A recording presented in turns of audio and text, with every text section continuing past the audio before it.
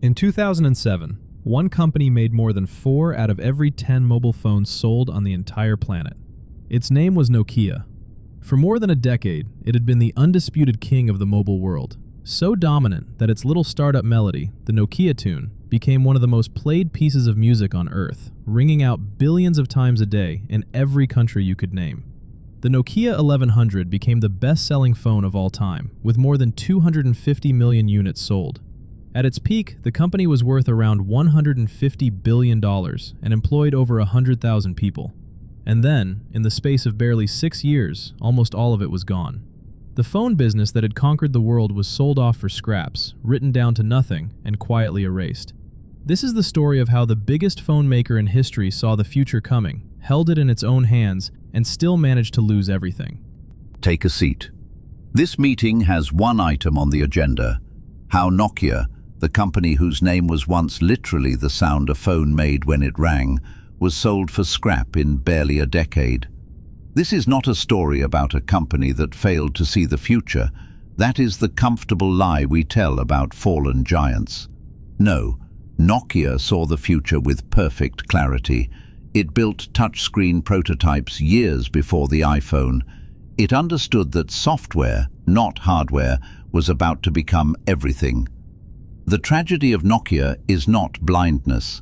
It is something far more useful for you to understand. It is the story of what happens when a company is so successful, so certain it cannot be beaten, that it refuses to believe the danger until the danger has already won. Watch closely, because every market leader in this room thinks it is the exception. Nokia did not begin as a technology company at all. It was founded in 1865 in Finland as a humble paper and pulp mill on the bank of a river. For over a century, it was a sprawling, unglamorous conglomerate that made rubber boots, car tires, electrical cables, and even toilet paper. Then, in the 1990s, under a new chief executive named Jorma Ollila, Nokia made one of the boldest bets in corporate history. It sold off almost everything else and gambled the entire company on a strange new idea: the mobile telephone. The timing was perfect. As the world went mobile, Nokia rode the wave like no one else. In 1998, it overtook Motorola to become the largest mobile phone manufacturer on Earth, a title it would hold for the next 13 years. Nokia phones were everywhere. They were tough, simple, and beautifully designed. They survived being dropped, lasted for days on a single charge, and came in every shape and color imaginable. For an entire generation, your first phone was almost certainly a Nokia. The company became the pride of Finland, a tiny nation suddenly home to one of the most valuable and admired brands in the world. Nothing, it seemed, could touch them. On the 9th of January 2007, a man in a black turtleneck walked onto a stage in San Francisco and changed everything. Steve Jobs unveiled the iPhone, a phone with no keyboard, just a single sheet of glass you touched with your finger.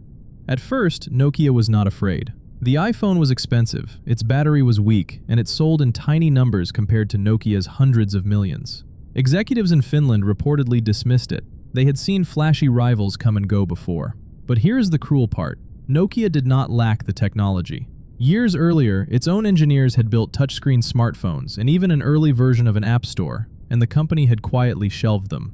The problem was never the engineering. The problem was the software and the will to change.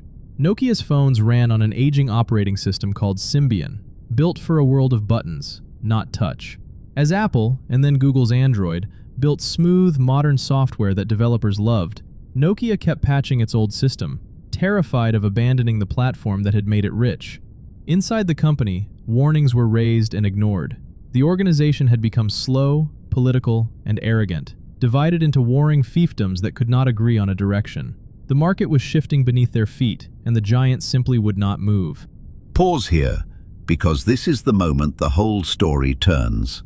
By 2010, Nokia knew it was in trouble, and it did something dramatic. It brought in an outsider, its first foreign chief executive, a man named Stephen Elop, who had come from Microsoft. And in February of 2011, Elop wrote an internal memo to his staff that leaked to the entire world. He compared Nokia to a man standing on a burning oil platform in the freezing North Sea, who must choose between the flames behind him and a terrifying leap into the icy water below. The platform, he told them, was on fire. It was a brutally honest diagnosis, but the cure he chose would prove fatal. For instead of leaping toward his own people's software, Elop made a fateful decision. He would jump into the arms of his old employer. Just days after the burning platform memo, Nokia announced its rescue plan. It would abandon its own operating systems entirely, both the old Symbian and a promising new system it had been building, and instead bet the company's entire future on Microsoft's Windows Phone. To critics, it looked less like a partnership and more like a surrender. And the announcement itself did something catastrophic. By publicly declaring that its current phones, the ones in every store right now, were running on a doomed, dying platform, Nokia told the entire world to stop buying them. Sales of its existing phones, still the bulk of its income, fell off a cliff almost overnight. One analyst called it the Osborne effect, named for a computer company that killed itself by announcing a future product too soon. Meanwhile, the new Windows phones, the Lumia line, were genuinely well made, with beautiful cameras and bright, distinctive designs. But they were arriving years too late, into a world that had already chosen iPhone or Android. There were almost no apps. Customers shrugged. Nokia was now trapped between a past it had declared dead and a future that no one wanted. Its market share, once over 40%, crumbled month after month. The cash that had once flowed like a river began to run dry. The proudest brand in Finland was now fighting for its life. The end, when it came, was swift and humiliating. In September of 2013, Nokia announced it was selling its entire phone business, the heart and soul of the company, to Microsoft for around $7 billion. To put that in perspective, this was a company that had been worth more than $150 billion at its peak. At the press conference announcing the deal, Stephen Elop reportedly said a line that would haunt the story forever. "We didn't do anything wrong," he said, "but somehow we lost." The deal closed in 2014, and the great Nokia phone empire passed into Microsoft's hands. It did not go well. Just over a year later, in 2015, Microsoft wrote off almost the entire value of what it had bought, an impairment of around $7.5 billion, and cut nearly 8,000 jobs. The Nokia name, once the most valuable thing in the mobile world, all but disappeared from store shelves. But here is the twist that makes Nokia different from a Kodak or an Enron. The company itself did not die. The part that everyone forgot, its quiet business building the giant network equipment that powers the world's phone signals, survived. Nokia sold the phones, kept the pipes, and lives on today as one of the largest telecom infrastructure companies on Earth. The king of phones lost its crown, but unlike so many giants, it was wise enough in the end to keep its head. Minutes recorded.